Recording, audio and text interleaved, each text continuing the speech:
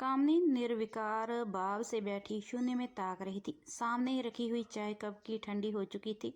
कल तक जिस घर में हंसी मजाक ठहाकों की आवाज़ गूंजती थी, रसोई में खुशबू से तार रहती। कहीं बेटी की साड़ियाँ बिखरी होती तो कहीं सलवार कमीज। कभी कौन सी फिल्म देखने जाना है इस पर भारी डिस्कशन होता तो कभी अगली छुट्टी की प्लानिंग। पर आज पूरे घर में गहरी चुप्पी थी।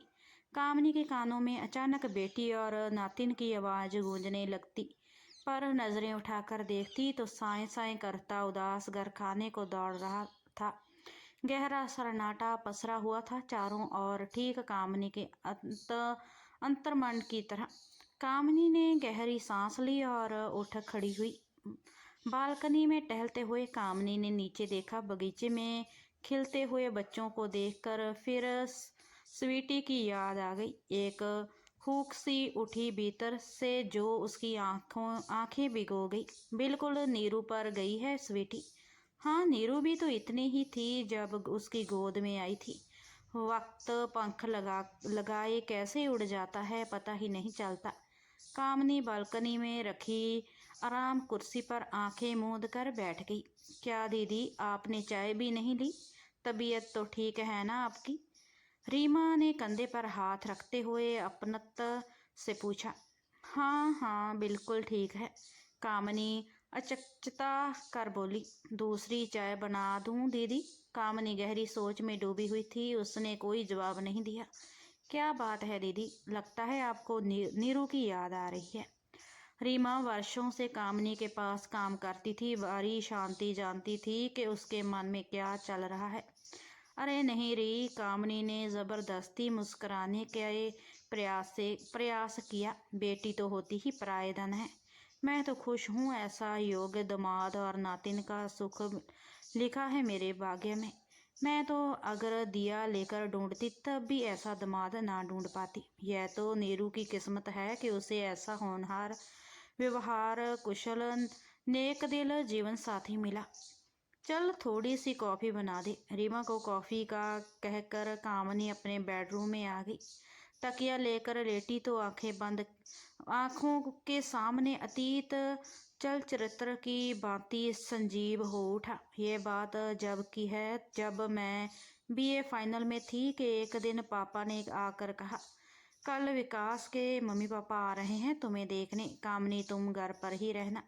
अचानक शादी की बात सुनकर मुझे झटका सा लगा। मैं अभी आगे पढ़ना चाहती थी, कुछ बनने की तमन्ना मन में थी, पर जब पापा ने कहा तो दो टूक जवाब सुना दिया। देखो कामनी, मैं तुम्हारे कुछ बनने के चक्कर में नहीं पड़ना चाहता।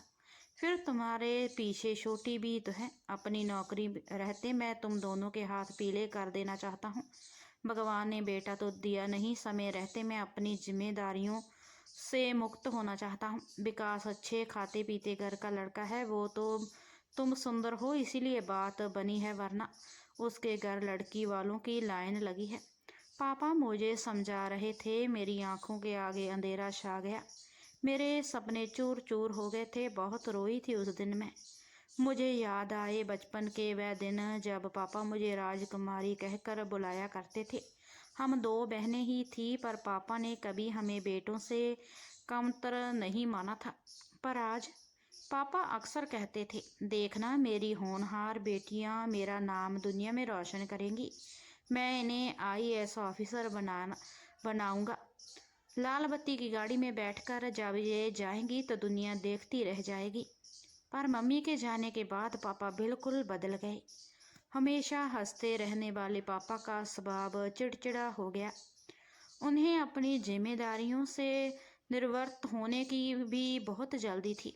उन्हें लगता कहीं मेरी भी असमय मौत हो गई तो शायद ये भय उनके डिप्रेशन का कारण बन गया और लील गया हमारे तमाम सपनों को।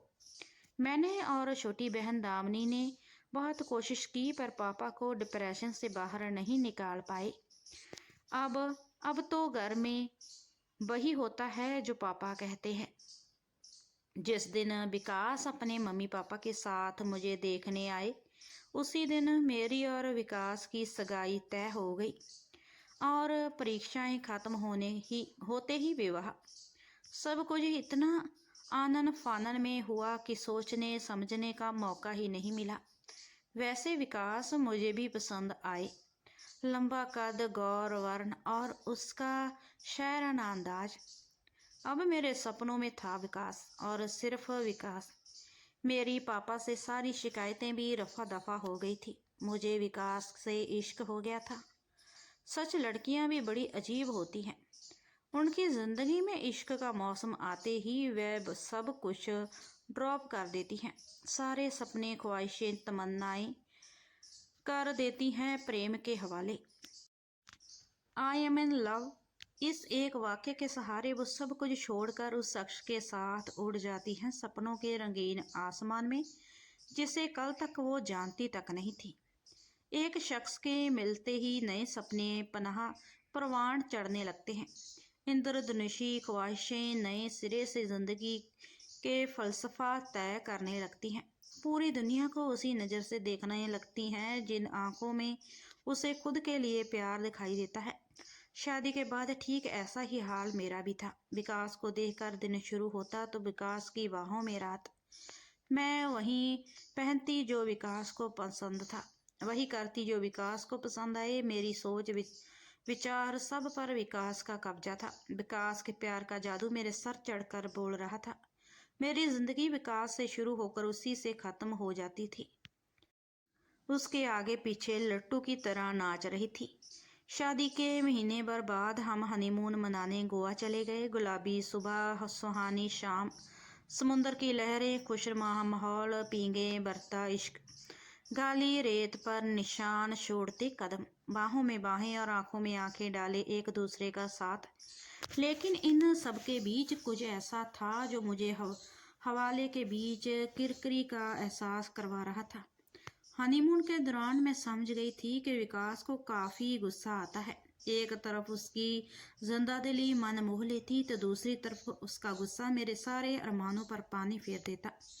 बात बात पर रोकना टोकना विकास की आदत थी, पर मैं तोला पर मैं माशा।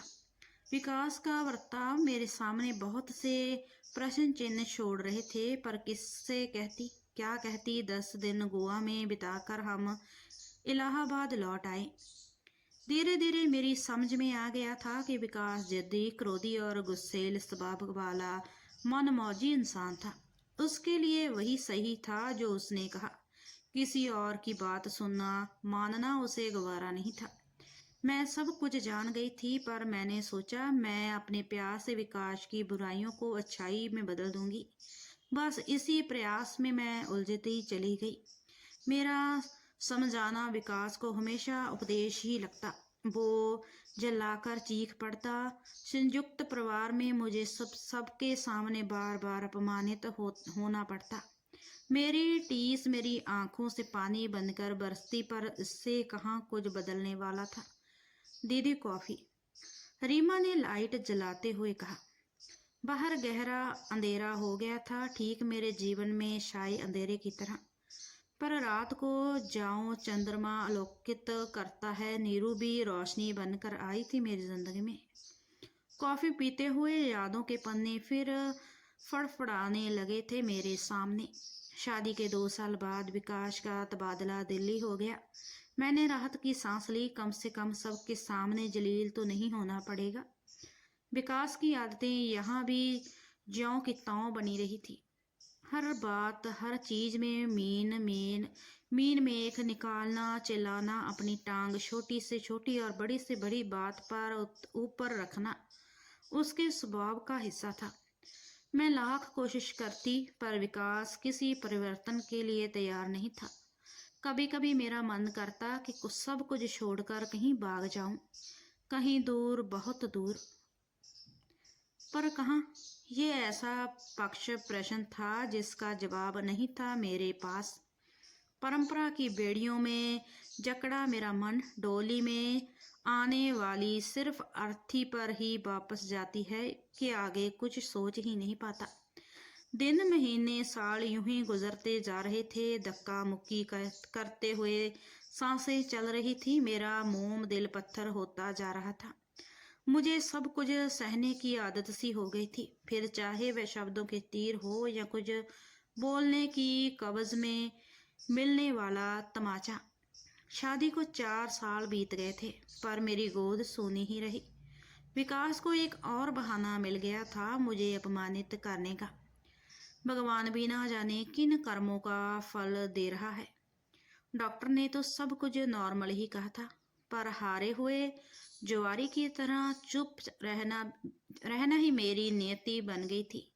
कॉफी खत्म कर टहलते हुए शायद याद आया तो वो दिन जब नीरू मेरी जिंदगी में आई।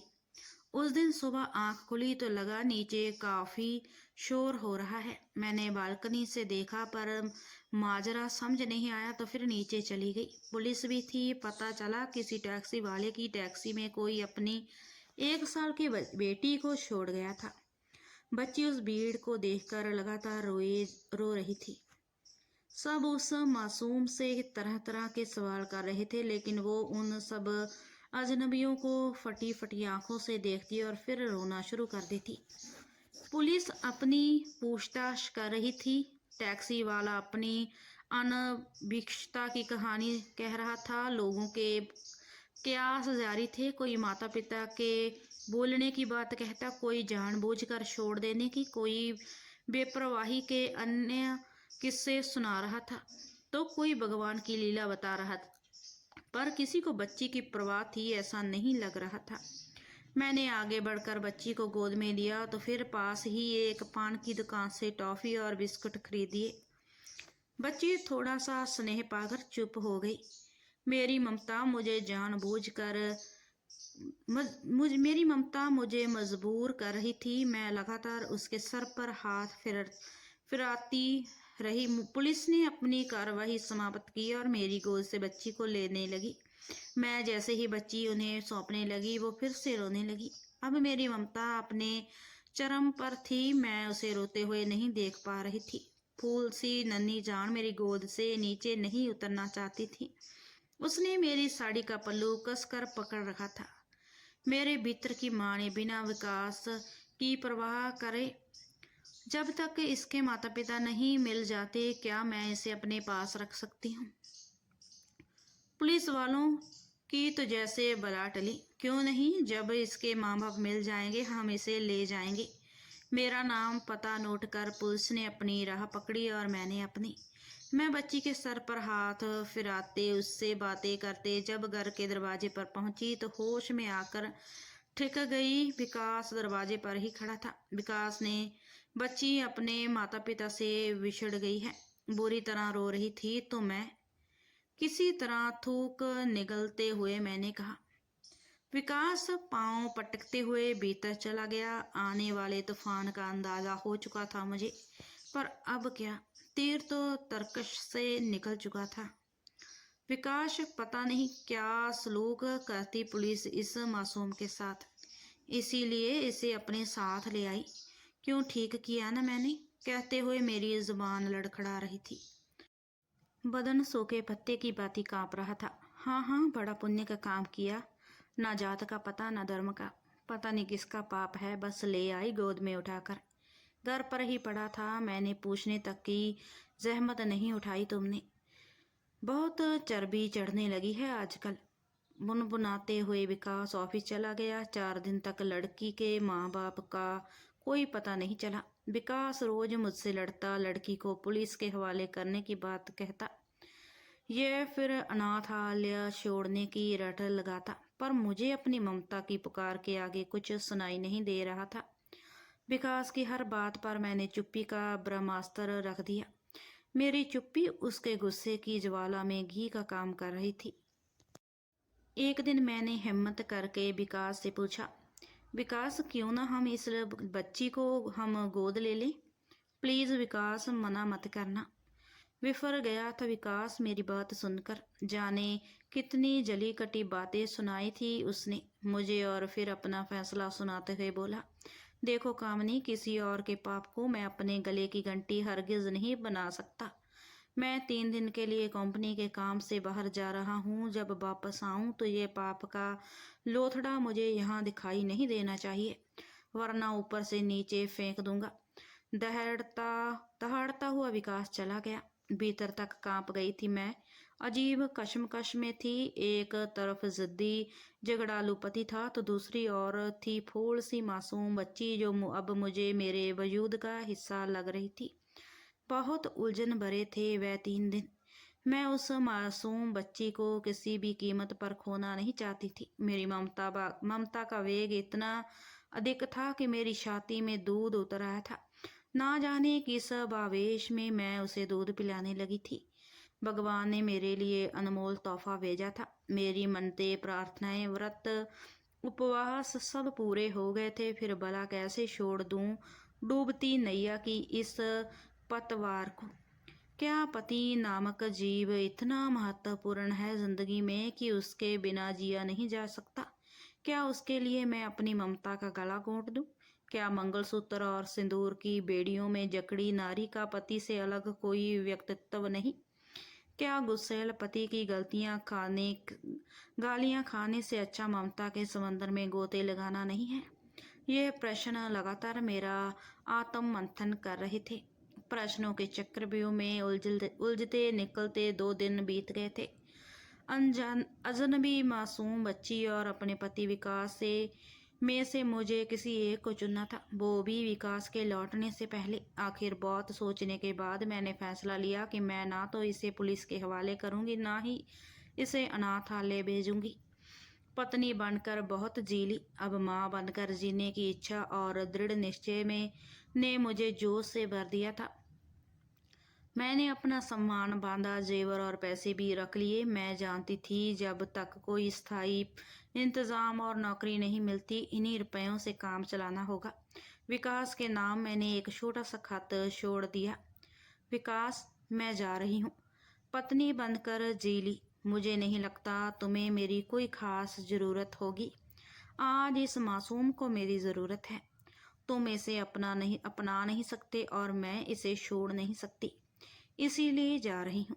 माँ बनकर जीना चाहती हूँ। तुम चाहो तो दूसरी शादी कर लेना। मैं कभी तुम्हारे पास लौट कर नहीं आऊँगी। मुझे जीने का मकसद मिल गया है। मैं इसे खोना नहीं चाहती। कामनी। इसके पश्चाताप दिल्ली से दूर महाराष्ट्र के एक छोटे से कस्बे में आ गई। अब सफेद साड़ी में विधवा होने की पहचान थी। बेटी का नाम मैंने निरुपमा रखा था और उसके पिता की जगह के अग्रवाल भर दिया। बस यही थी मेरी तब की पहचान जो आज तक कायम है। यहाँ आकर मैंने छोटे बच्चों को पढ़ाना शुरू कर दिया। बाद में एक स्कूल में नौकरी मिल गई। नीरू और मैं साथ साथ स्कूल जाते। जिंदगी की आवश्यकताओं को पूरा करने जितनी आमदनी हो जाती थी। नीरू धीरे धीरे बड़ी हो रही थी। पढ़ने में वो काफ़ी तेज थी। टेबल टेनिस खेलने में उसका कोई जवाब नहीं था। राजकीय स्तर कई पुरस्कार उसे मिले थे। किसी दौरान उसकी मुलाकात संदीप से हुई। पहचान, दोस्ती और फिर प्यार में तब्दील हो गई और करीब 3 साल पहले मैंने शादी कर दी नीरू की। पहले 10 दिन नीरू, संदीप और नातिन स्वीटी छुट्टियां मनाने आए थे मेरे पास। मैं आज पूरी तरह संतुष्ट हूँ, एक माँ के रूप में, नानी के रूप में। मेरे हाथ खुद ब खुद आसमान की ओर जुड़ गए। से भगवान, मैं तेरी शुक्रगुजार हूँ। तूने मेरी गोद ममता से भर दी। मेरी सबसे बड़ी दौलत है मेरी बेटी नीरू। मैं बहुत खुशनसीब हूँ क्योंकि मैं एक माँ हूँ। सिर्फ एक माँ। हाँ, सिर्फ एक माँ। सोचते सोचते अपनी गीली आंखों को पोंछते हुए मेरी उंगलियां नीरू के नंबर डायल करने लगी। अगर यह कहानी आपको अच्छी लगी हो तो लाइक, शेयर और कमेंट कर ज़रूर बताना। धन्यवाद।